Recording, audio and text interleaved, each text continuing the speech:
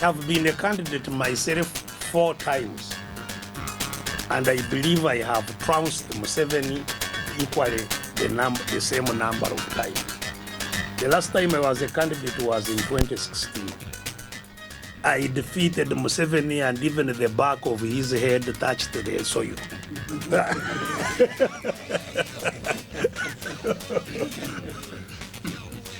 And I announced the results myself because I knew nobody would announce my results. Then I was quickly arrested, taken to Moroto where I was imprisoned. From Moroto I was brought back to Luzira, charged with treason. I went to court in broad daylight and said, it is true, I announced myself the winner. Because it's me who won, I have the evidence. You don't have to say you are still investigating. There is nothing to investigate. The one who announced himself is here and he accepts. So let the trial begin and I give you my evidence. The trial has never happened up to now. So I don't want, if 2026 comes, we should have prepared to see whether we get more voices like Kamere is there, but don't expect that they will announce that now Museveni has been defeated and we organize a function in kololo where he comes to hand over power. He will not. So rather than spending time waiting for 2026, we must work and take action now, and possibly, and I believe it is possible, to change the situation before 2026.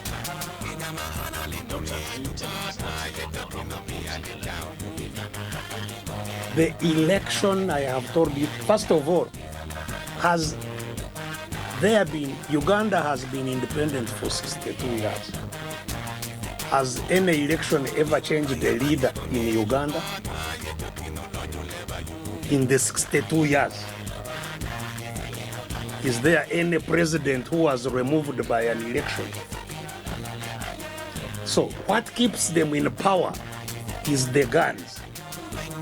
We can win parliament if we are organizing. But parliament, I've told you, there is no power there. But you will not win where the power is, because the power where it is kept by guns. So we must fight for that power to come to the people. And that's what we have stood up now. We are telling those who are holding us at ransom, holding us on a stranglehold, that we are going to organize. And the law allows us. The law, the Constitution allows us to organize ourselves, to regain control over the country, to regain constitutional order, which is not there. Just the other time you were seeing Museveni's son, who was a serving officer of UPDF, a soldier, campaigning openly in the country, breaking the law, breaking the constitution, even until the father had to apologize to Kenya on his behalf. But nobody can control that. That means there is constitutional failure. When that happens, the Constitution, Article number 3, puts a duty on all Ugandans to do everything in their power to restore constitutional order. And that is what we have gotten up to start doing. That's what every Ugandan must prepare to do. And in order to do it, we need to do 2 things first. The first thing, Ugandans must be woken up from the slumber and resignation in which they now have fallen into. thinking nothing can be done until maybe God will help us. God helps only those who help themselves. So the first thing we are calling on our people is to wake up and prepare to do something. Secondly,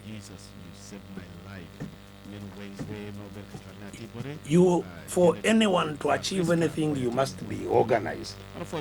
So those who wake up must organize. And that is our second duty, to organize and coordinate so that we can speak with one voice and act together in concert. Speak with one voice and take action together. And that's what we are organizing across the country. So once we do that, our leadership, including the Honorable Amere here and others, will be giving you details of what we need to do. Not next year, this year. What we need to do once we are organized, what actions do we need to take that we must take to regain control of our country. Doctor, as you come down, maybe finally, how possible is this movement or the initiative that you're trying to bring on board? Now that the party has issues, not only FDC, the other parties also have. Yes. First of all, the struggle we have to fight, the one I'm describing, is not a fight between parties. It's a fight for all parties. In other words, FDC should not stand up to fight DP, to fight UPC, to fight, or even NRM, because all of us are captives. So the struggle we are, you see, the British are the ones who first captured Uganda with guns, the British. We resisted them and removed them. Not because they were parties. Ordinary people organized and a resistance struggle to remove the British, and we defeated them. The British did not go because they felt that they had ruled us enough and go. But did that happen with loss of lands and breaking what? It is something that Uganda to fear. What do they fear? Which law? I've told you the Constitution. You see, how did Museveni anyway become a president? Okay. Did he? Okay. Did he? Thank you, Doctor. Thank you, Doctor. Let's take this one to. It seems it's not Ugandans who fear, it is you who is fearing. Thank you. You are the one who is here fearing. Well, thank you. Uganda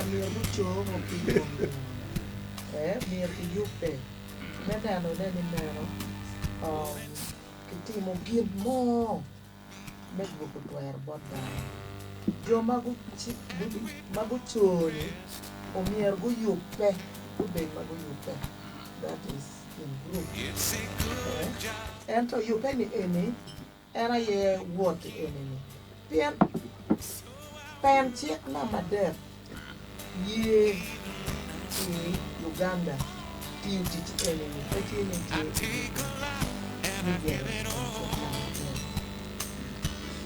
era ye kainen